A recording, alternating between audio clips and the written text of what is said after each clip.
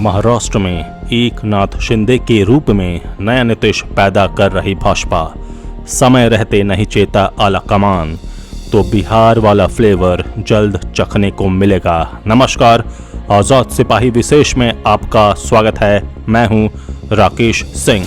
देश में 1.5 महीने के भीतर 2 राजनीतिक घटनाक्रम हुए हैं, एक महाराष्ट्र में, दूसरा बिहार में। लेकिन दोनों में एक चीज कॉमन है।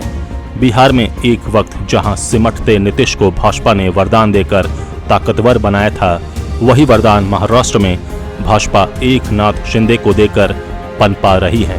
शिंदे आज ठीक उसी जगह खड़े हैं, एक वक्त जहां नीतीश कुमार हुआ करते थे। शुरुआती दौर में अलग सियासी सफर पर जाने को आतुर नीतीश कुमार ने अपने संघर्ष के दिनों के साथ ही लालू प्रसाद यादव से अलग होकर भाजपा को चुना था। ठीक उसी राह पर चलते हुए एकनाथ भी उद्धव ठाकरे से अलग होकर भाजपा के संग हो लिए। भाजपा ने एकनाथ शिंदे को गले भी लगाया और जनाधार उनसे अधिक होने के बावजूद अपने सबसे लोकप्रिय और विश्वासी नेता देवेंद्र फडणवीस को दूसरी कतार में खड़ा कर दिया। भाजपा आलाकमान ने एकनाथ शिंदे को देवेंद्र फडणवीस के ऊपर बिठा दिया। महाराष्ट्र में भाजपा कार्यकर्ताओं को छोड़ दीजिए, खुद आखिरी समय तक देवेंद्र फडणवीस यकीन नहीं कर पा रहे थे कि मुख्यमंत्री वो नहीं, एकनाथ शिंदे बनेंगे। छलकते आंसुओं से फडणवीस को आलाकमान का हुक्म सर आंखों पर रखते हुए दबाव में एकनाथ शिंदे का नाम मुख्यमंत्री पद के लिए अपनी जुबानी प्रस्तावित करना पड़ा। देश की जनता भी आश्चर्य करने लगी। यही नहीं, दबाव देकर देवेंद्र फडणवीस को एकनाथ शिंदे के अधीन उनके डेप्यूटी के रूप में काम करने को बाध्य किया गया। उस वक्त तो लगा कि ये भाजपा का मास्टर स्ट्रोक है, लेकिन हालिया बिहार के सियासी घटनाक्रम ने भाजपा के उस मास्टर स्ट्रोक पर सवालिया निशान खड़ा कर दिया है। बल्लेबाज बाउंड्री पर कैच आउट होता दिखाई पड़ रहा है। सनातन धर्म का एक मशहूर किस्सा है जिसे बहुतों ने सुना होगा, भस्मासुर और भगवान शंकर का। इस कहानी का जिक्र विस्तार से करूंगा। ठीक यही हाल बिहार में भाजपा के साथ हुआ है, और अगर अब भी भाजपा नहीं चेती तो आने वाले दिनों में महाराष्ट्र में नीतीश प्रकरण घटित होने की पूरी संभावना है। बड़ा सवाल कि आखिर क्यों भाजपा अपने ही नेताओं की योग्यता काबिलियत पर भरोसा नहीं कर रही। एक वक्त ऐसा भी था जब भाजपा ने 1984 में अपना पहला चुनाव लड़ा, तब महज 2 सीटों पर जीत हासिल हुई थी। 5 साल बाद 1989 के चुनाव में भाजपा लोगों के दिलों में विश्वास बनाते हुए 2 सीट से 86 पर पहुंच गई। 1991 में दोबारा चुनाव हुए और भाजपा की सीटें बढ़कर 120 यानी 22% की बढ़ोतरी हो गई। ये सब हुआ सिर्फ और सिर्फ अपने नेताओं और कार्यकर्ताओं पर विश्वास करने के कारण। उस समय ये कथन प्रचलित था कि टिकट पाने के पहले 15 साल तक पार्टी का झंडा ढोना होगा। भाजपा इस पर अमल भी करती थी।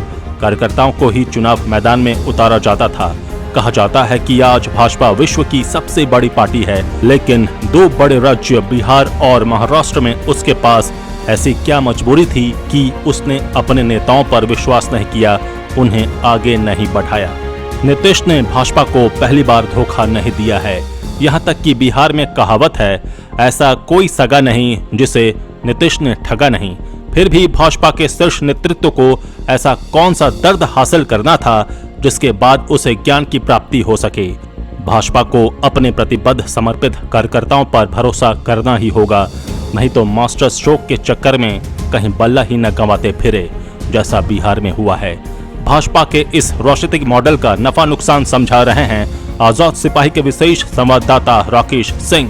भगवान शंकर और भस्मासुर का किस्सा।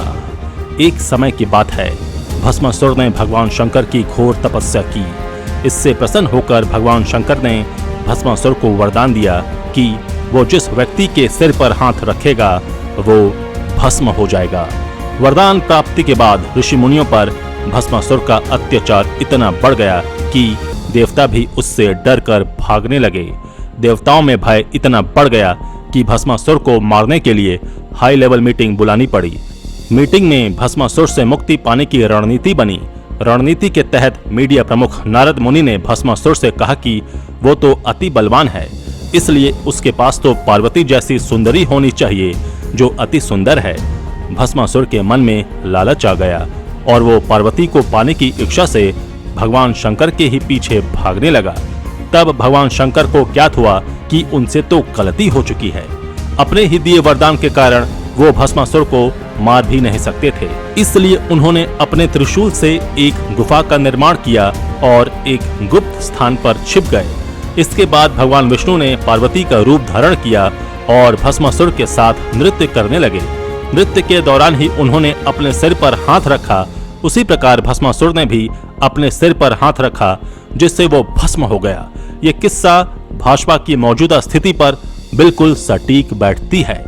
अगर भाजपा शुरुआती दौर में ही अपनी रणनीति पर विचार नहीं करेगी तो कोई न कोई राजनीतिक भस्मासुर उसे भस्म करने खड़ा हो जाएगा। महाराष्ट्र में फडणवीस का डिमोशन और दागियों की एंट्री।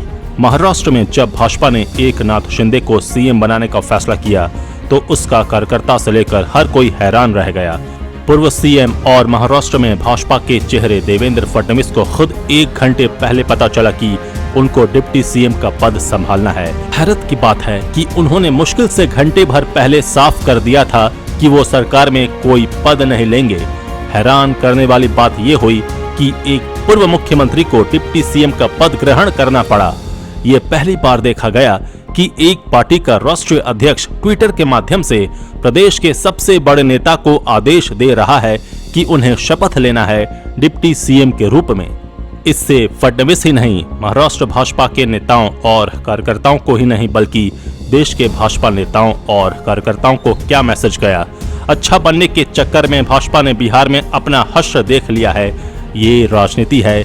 यहाँ गुड बॉय का मतलब अपने पैर पर कुल्हाड़ी मारना नहीं होता। जो व्यक्ति खुद के पार्टी प्रमुख को दगा देकर सरकार बनाने के लिए बगावत पर उतर गया हो, क्या गारंटी है कि कल वो आपको दगा नहीं देगा। एकनाथ शिंदे भले विचारधारा की खातिर बगावत पर उतर आए, लेकिन किसी के हक की कुर्सी उपहार स्वरूप किसी और को दे देना कहां तक न्याय संगत है। शिंदे को सीएम बनाना भाजपा का मास्टर स्ट्रोक कहा जा रहा है, लेकिन फडणवीस को उनका डिप्टी बनाने का निर्णय समझ से परे है। उस वक्त तो ये माना जा रहा था कि भाजपा ने ये कॉम्प्रोमाइज फॉर्मूला इसलिए लगाया था क्योंकि उसे उद्धव ठाकरे की शिवसेना और उनकी राजनीति को खत्म करना था। उसे अपना वर्चस्व पूरी तरह से महाराष्ट्र में फिर से स्थापित करना था। लेकिन उसके बाद क्या हुआ? 40 दिनों तक मंत्रिमंडल का विस्तार नहीं हुआ। जब विस्तार हुआ तब 18 मंत्री बनाए गए, जिनमें 9 भाजपा के और उतने ही शिंदे गुट से शिवसेना के। 2019 के विधानसभा चुनाव में भाजपा को कुल 105 सीटें मिली थीं। वहीं आज शिंदे गुट की संख्या करीब 40 विधायकों की है। भाजपा के पास विधायकों की संख्या 2.5 गुना ज्यादा होने के बावजूद बराबर मंत्रियों का बंटवारा, ये बात समझ से परे है। लेकिन गंभीर बात यह है कि इस मंत्रिमंडल में शिंदे की शिवसेना से 2 मंत्री ऐसे हैं जो दागी हैं। नाम है संजय राठौड़ और अब्दुल सत्तार। इनके दोनों मंत्रियों के खिलाफ भाजपा ने लंबे समय तक अभियान चलाया था। संजय राठौड़ महाविकास अघाड़ी के पहले मंत्री थे, जिनको भाजपा के दबाव में इस्तीफा देना पड़ा था। उन पर टिकटॉक स्टार पूजा चौहान की हत्या का आरोप है। महाराष्ट्र भाजपा की नेत्री चित्रा वाघ ने पूजा चौहान आत्महत्या मामले में महाराष्ट्र सरकार के मंत्री और शिवसेना के नेता संजय राठौड़ के खिलाफ मामला दर्ज कराया था। उनका कहना है कि संजय ने पूजा को आत्महत्या के लिए उकसाया है।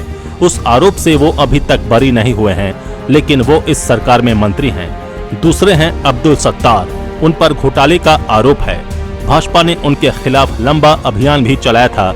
वो भी महाराष्ट्र सरकार में मंत्री हैं। देखा जाए तो एकनाथ शिंदे के साथ 40 विधायक हैं। यहाँ सवाल ये खड़ा होता है कि क्या इन 2 दागी विधायकों के अलावा और कोई ऑप्शन नहीं था? भाजपा को यहाँ कॉम्प्रोमाइज क्यों करना पड़ा? भाजपा अगर खुद के इतिहास में झांके तो समझ में आ जाएगा कि ठीक ऐसी ही गलती उसने बिहार में की थी नीतीश कुमार को आगे बढ़ाकर। कॉम्प्रोमाइज फॉर्मूला का उसे कितना नुकसान हुआ है उसे आज समझ में आ रहा होगा, अगर भाजपा समझने को तैयार हो तो। आखिर भाजपा को क्यों पसंद आता है नीतीश का पलटी वाला स्वाद? मशहूर शायर राहत इंदौरी का एक शेर है, नए किरदार आते जा रहे हैं मगर नाटक पुराना चल रहा है। बिहार में गुपचुप तरीके से जिस तरह से नीतीश ने पलटी मारी है, वो कहीं न कहीं भाजपा की भूमिका पर भी सवाल खड़ा कर रहा है। भाजपा ने 2020 के विधानसभा चुनाव में जदयू के साथ मिलकर चुनाव लड़ा था। उसे 74 सीटों पर जीत मिली थी, जबकि जदयू को महज 43 सीटें मिली। लेकिन चुनाव से पहले ही भाजपा ने ये कह दिया था कि सीएम नीतीश कुमार ही बनेंगे, जबकि नीतीश भाजपा को पहले भी पलटी का स्वाद चखा चुके थे। भाजपा गुड बॉय की तरह अपने स्टैंड पर कायम रही और नीतीश कुमार को मुख्यमंत्री बना दिया। शायद भाजपा को नीतीश का पलटी मार स्वाद अच्छा लगा था, सो फिर चले गए मजा लेने। भाजपा और जदयू में कई बार तनाव की स्थिति उत्पन्न हुई, फिर भी सरकार चलती रही। लेकिन नीतीश भाजपा का दिल कैसे तोड़ते, सो स्वाद चखा दिया। नीतीश ने पलटी मारी और सरकार गिर गई। बना ली भतीजे के साथ मिलकर सरकार और भाजपा मुंह ताकती रह गई। आखिर भाजपा को इतना दरियादिली दिखाकर क्या हासिल हुआ? आज बिहार में न तो भाजपा के पास नीतीश, लालू और यहाँ तक कि तेजस्वी की टक्कर का नेता ही है, न ही आगे की उसके रणनीति में दिखाई पड़ रहा है। 1995 से भाजपा ने अपने नेताओं का हक मारकर और कद काटकर नीतीश को आगे बढ़ाने का काम किया। उसी का नतीजा आज वो बिहार में भुगत रही है। भाजपा को अपने नेताओं पर विश्वास करना होगा, उनको तैयार करना होगा। वोट तो नीतीश को भी मोदी के नाम पर ही मिलता है, चाहे 2020 का विधानसभा चुनाव हो या 2019 का लोकसभा चुनाव। अकेले दम पर तो नीतीश 2014 के लोकसभा चुनाव में लड़े ही थे, 2 सीट में ही सिमट गए थे। ऐसा नहीं है कि भाजपा के शीर्ष नेतृत्व को नीतीश कुमार का इतिहास पता नहीं होगा। नीतीश कुमार एक बेहतर सीएम हो सकते हैं, मगर वो दोस्ती भी निभाएं ये जरूरी नहीं। बिहार में आज भाजपा का जो हाल हुआ है, उसकी पटकथा 2020 में ही लिख दी गई थी, जब उसने नीतीश के सामने सरेंडर कर दिया था। बिहार के एक तीसरे नंबर की पार्टी के नेता को सीएम बना दिया। भला ये कहाँ की बुद्धिमानी थी? अपने नेताओं का हक मारना कहाँ की नैतिकता थी? उनको आगे नहीं लाना कहाँ की बुद्धिमानी थी? वही हाल भाजपा का महाराष्ट्र में हो सकता है, अगर वो बिहार वाला फॉर्मूला यहाँ भी लगाएगी। भाजपा बिहार में नीतीश कुमार की ही तर्ज पर महाराष्ट्र में भी शिंदे गुट को मजबूत कर रही है। ये रणनीति है या दरियादिली भाजपा ही जाने, मगर पार्टी के लोग और कार्यकर्ता दबी जुबान में यही कह रहे हैं कि भाजपा एकनाथ शिंदे के रूप में नया नीतीश कुमार पैदा कर रही है। आजाद सिपाही के विशेष में अभी इतना ही। आप हमारे इस YouTube चैनल को जरूर सब्सक्राइब करें। आप हमारे Facebook पेज को भी जरूर फॉलो करें और भी अधिक खबरों के लिए पढ़ते रहिए अपना लोकप्रिय दैनिक अखबार आजाद सिपाही। धन्यवाद।